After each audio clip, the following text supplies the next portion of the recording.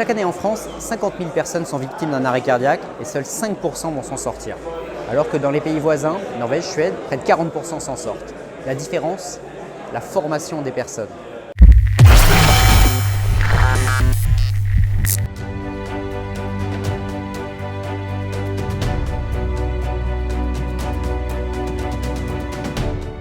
Près de 95% de la population est formée en Norvège, là où à peine une personne sur 5 est formée en France.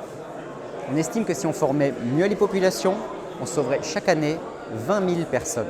20 000 personnes en France en formant mieux les Français. Aujourd'hui, l'offre de formation ne répond pas aux besoins. C'est une formation qui est longue, très peu de pratique, beaucoup de théorie.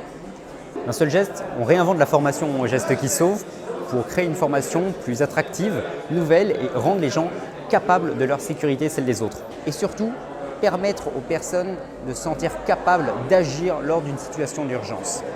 On a choisi d'utiliser de la réalité virtuelle et une pédagogie innovante qui nous permet d'avoir une formation complète qui ne va ne durer qu'une heure.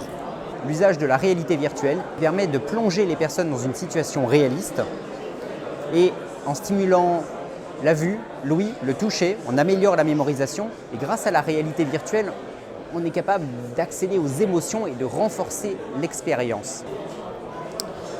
La technologie utilise un casque de réalité virtuelle connecté, un mannequin de secourisme classique, dans lequel on a intégré un capteur de pression qui va mesurer la force et la vitesse du massage.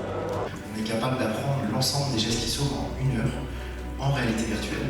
Ça permet aussi de placer la personne dans une situation réelle où elle va être face à une victime.